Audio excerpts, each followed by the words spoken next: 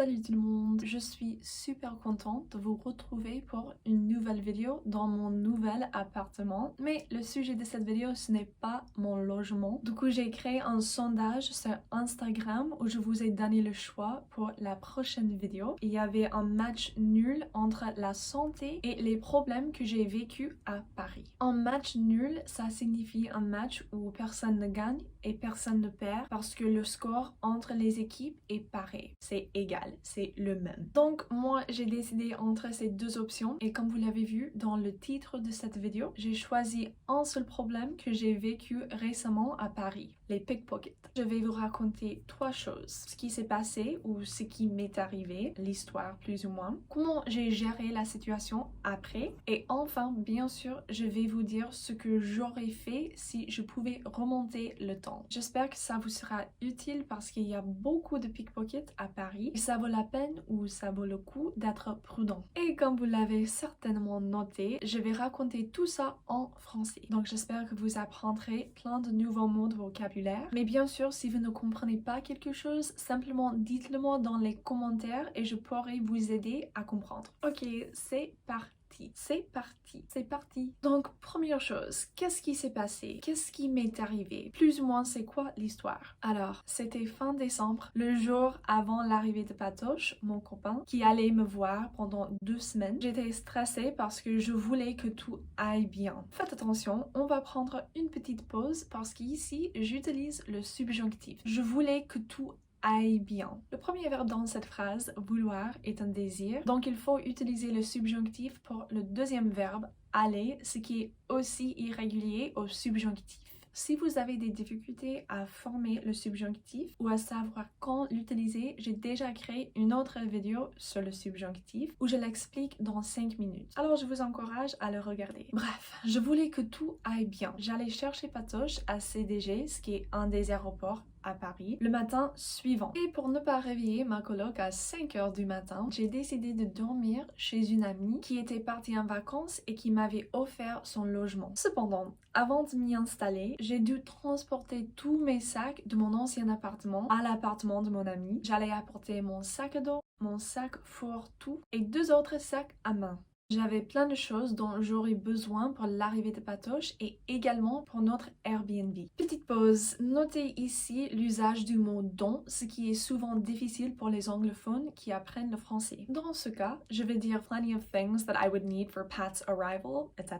Donc, si on traduisait cette phrase mot par mot, littéralement, on dirait plein de choses que j'aurais besoin de pour l'arrivée de Patoche. Cependant, il y a un problème, bien sûr, il y a toujours des problèmes en français. Dans l'expression avoir besoin de, chaque mot est intégral. Ça veut dire qu'on ne peut pas simplement supprimer un mot. Les trois sont nécessaires. Cependant, le mot de, le petit mot à la fin, exige un nom après. Par exemple, j'ai besoin du chocolat. J'ai besoin des fleurs. Avoir besoin de plus nom. Mais dans cette phrase, il n'y a pas de nom qui suit le mot de. Parce que le nom qui correspond à cette expression, plein de choses, est avant l'expression avoir. Et en même temps, on ne peut pas simplement effacer le mot de. Plutôt, on va remplacer le mot que qui connecte le nom plein de choses avec l'expression j'aurais besoin de par don. Et puis, on peut effacer le mot de. Bien sûr, dites-moi dans les commentaires si ce n'est pas toujours clair. En tout cas, il fallait transporter beaucoup de sacs à l'appartement de mon ami. Et comment j'ai fait ça?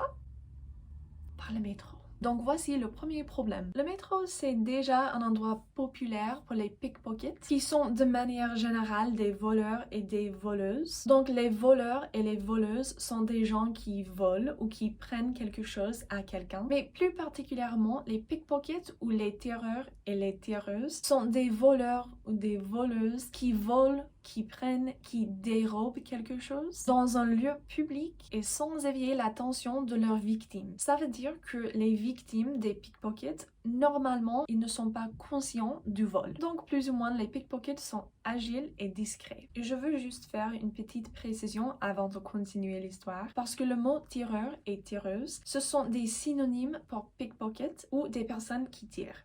Voilà. Donc le métro, c'est l'endroit parfait pour les pickpockets, les tireurs, les tireuses, les voleurs, les voleuses. Parce que souvent, il y a pas mal de monde. Ça veut dire il y a beaucoup de gens, beaucoup de personnes. Donc il y a plus d'opportunités et moins de visibilité pour les pickpockets. Et bien sûr, je ne veux pas vous faire peur. Je prends le métro chaque matin et chaque soir depuis octobre pour mon boulot, c'est-à-dire pour mon travail, pour mon emploi. Donc ça fait à peu près 5 mois que j'utilise le métro et ça, c'était ma première expérience avec le vol à la tire. Le vol à la tire, c'est le vol commis par les pickpockets. Voici le deuxième problème et c'est probablement la raison pour laquelle la tireuse ou le tireur m'a volé. J'étais seule, j'avais tant de sacs, j'étais distraite et mon portable, c'est-à-dire mon téléphone, était trop accessible et visible. Il était dans la poche de mon manteau et pire encore, à cause de tous les sacs, je ne pouvais pas voir cette partie de mon manteau. Je dirais aussi que je n'étais pas du tout vigilante ou consciente de mon environnement parce que j'étais trop à l'aise. J'allais prendre le métro que je prenais chaque matin et qui était juste à côté de mon ancien appartement, donc je le connaissais très bien. En gros, c'était plus ou moins facile pour le pickpocket ou la pickpocket de piquer mon portable. Il n'y avait pas de violence et je n'ai même pas noté la présence de quelqu'un autour de moi, ce qui est un peu troublant, mais comme je l'avais dit, j'étais très distraite et trop à l'aise. Bref, je me suis rendu compte que quelqu'un a volé mon portable parce que je portais des AirPods qui sont des écouteurs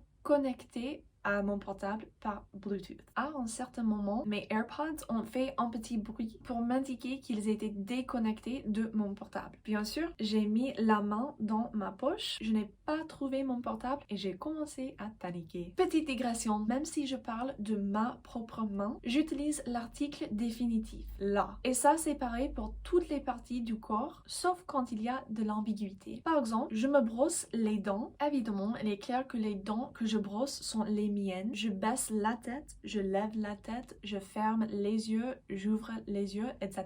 Donc, j'ai mis la main dans ma poche. En tout cas, après avoir découvert que quelqu'un a piqué mon portable, j'ai essayé d'utiliser l'application Find My iPhone sur mon portable. Ça veut dire mon ordinateur portable. De nouveau, et comme toujours, faites attention parce que le mot portable, on peut l'utiliser pour signifier un téléphone et pour un ordinateur portable. Donc, il faut vraiment faire attention au contexte. Bref, quand j'ai essayé de localiser mon iPhone en utilisant cette application, il avait été déjà éteint. Éteint, c'est l'inverse du mot allumé. Par exemple, j'allume la lumière, j'éteigne la lumière. Franchement, le pickpocket a probablement éteint mon portable dès qu'il l'a dérobé, c'est-à-dire immédiatement après qu'il l'a volé, au même moment où j'ai entendu le bruit de la déconnexion de mes AirPods. Alors, ça, c'est ce qui s'est passé. C'est ce qui m'est arrivé. Maintenant, je vais vous expliquer comment j'ai géré la situation après. Mais avant de continuer cette histoire, si vous trouvez cette vidéo utile, n'hésitez pas à la liker. C'est super pour mon ego, mais en même temps, vos likes aident à diffuser cette vidéo au plus grand nombre de personnes possible. Merci 1000 fois. Alors, après le vol, je suis allée directement à l'appartement de mon ami et j'ai pris quelques minutes pour me calmer et pour mettre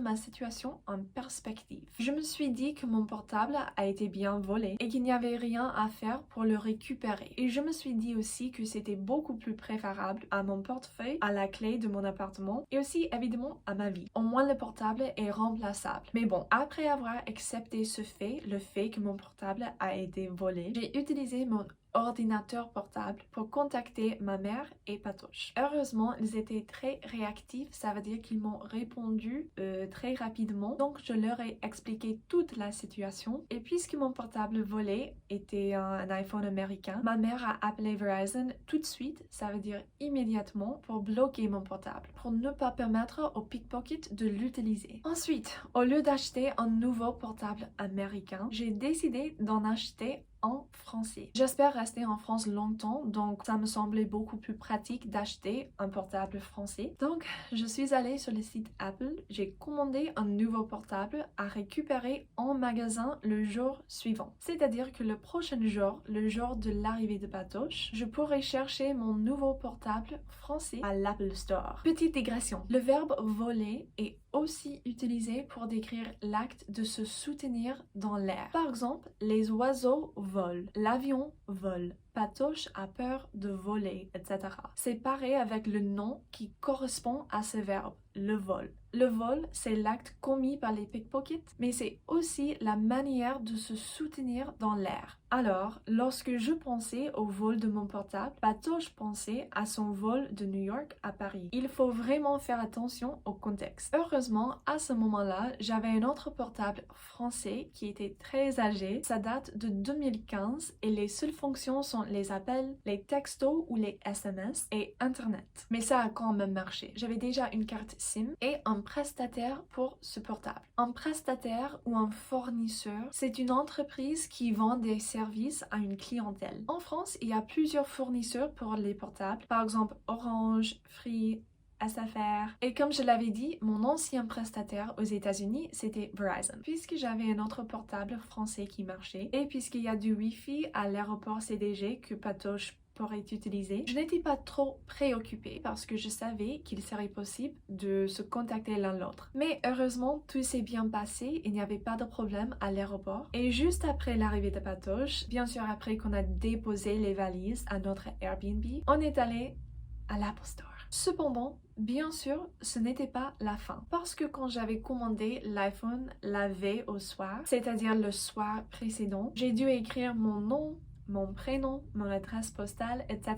pour créer un ticket. Et quand j'écrivais mon prénom, j'ai tapé Katie. Mais le problème, c'est que à l'Apple Store, avant de vous donner votre commande, les employés vérifient votre ticket avec une carte d'identité. Et bien sûr, ma carte d'identité, mon passeport, ne dit pas Katie. Il dit Caitlin. Il y a 2 lettres qui sont ajoutées. Donc, les employés de l'Apple Store, même s'ils étaient super gentils et empathiques, ne pouvaient pas me donner mon iPhone. Mais un employé m'a dit, ne vous inquiétez pas, vous pouvez utiliser un de nos ordinateurs, vous connecter à votre compte Apple et changer le prénom sur votre ticket. Ça va prendre juste 2 minutes. Parfait. Excellent. Donc j'ai choisi un portable en magasin, je me suis connectée et hop, mon compte ne reconnaissait pas cet ordinateur. Donc j'ai dû entrer un code de vérification pour vraiment me connecter. Ok, pas de problème. Mais c'était où ce code de vérification? Envoyé par texto à mon portable volé. Donc je suis retournée aux employés et ils m'ont dit qu'il fallait appeler le service client et bien sûr expliquer la situation et puis changer mon prénom, le prénom sur mon ticket par téléphone. Alors j'ai appelé le service client et de nouveau j'ai parlé avec un employé très gentil, très patient. Je lui ai expliqué la situation bien sûr en français. Il m'a posé 1 million de questions pour vérifier que c'était vraiment moi et enfin l'employé m'a dit qu'il a réussi à changer le prénom de mon ticket.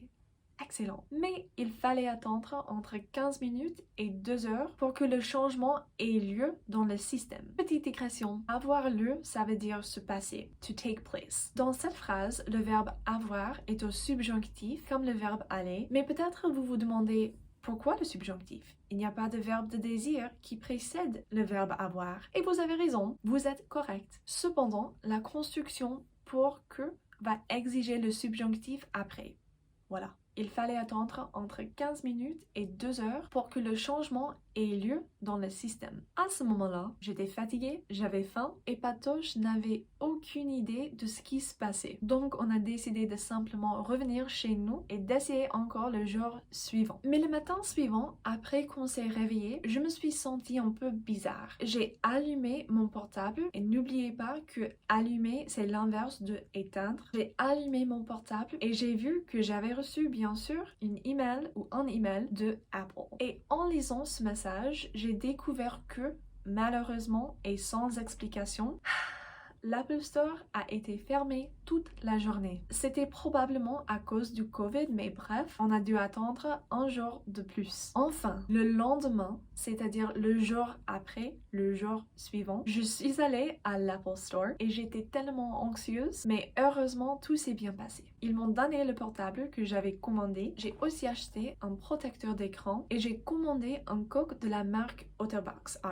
qui est une marque très fiable à mon avis. Donc, la dernière chose à faire avant d'avoir un portable français fonctionnel, c'était de retirer la carte SIM de mon portable de 2015 et de l'insérer dans le nouveau portable. Mais malheureusement, la carte SIM était trop grande pour le nouveau portable. À ce point, j'étais épuisée. Ça veut dire j'étais très fatiguée. Mais Patoche m'a encouragée à finir la dernière étape. Donc, en France, ou au moins à Paris, et avec le prestataire ou le fournisseur Free, il y a des petits kiosques où on peut acheter une carte SIM sans rendez-vous. J'ai trouvé un de ces kiosques près du Airbnb. On y est allé, j'ai acheté la bonne carte SIM et enfin, j'ai réussi à configurer mon nouveau portable français. Alors, ça c'était comment j'ai géré la situation après le vol à la tire. Et maintenant, je veux simplement vous dire explicitement ce que j'aurais fait si je pouvais remonter le temps. Je ne vais pas expliquer cette construction grammaticale en profondeur, c'est-à-dire avec beaucoup de détails, parce que j'ai l'impression que je parle trop déjà, mais je pense qu'il est une bonne idée de vous habituer à utiliser ces formes hypothétiques. Si je pouvais remonter le temps, c'est à l'imparfait, j'aurais fait quelque chose de différent.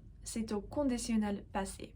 If I could go back in time, I would have done something different. C'est pareil en anglais. Alors, si je pouvais remonter le temps, j'aurais été beaucoup plus consciente dans le métro, bien sûr. J'aurais mis mon portable dans la poche de mon jean, qui aurait été caché par mon manteau. Ou je l'aurais mis dans un sac sécurisé. Après l'incident du vol à la tire, j'aurais été plus consciente aussi en remplissant le ticket pour Apple. Faites attention aux surnoms, ce sont les noms qui substituent vos noms officiels. Par exemple, mon prénom officiel c'est Caitlin, mais mon surnom c'est Katie. Et enfin, j'aurais déjà commencé à économiser des fonds de secours, c'est-à-dire de l'argent à utiliser en cas d'urgence comme le vol du portable. Donc mon expérience avec un pickpocket à Paris, c'était chiant, c'est-à-dire emmerdant ou énervant, mais j'espère que mon histoire vous aidera à éviter une situation semblable. Si vous voulez pratiquer le vocabulaire ou les constructions grammaticales que j'ai utilisées dans cette vidéo, n'hésitez pas à me raconter dans les commentaires vos propres expériences avec les pickpockets, soit à Paris, soit à Barcelone, soit à New York City, etc.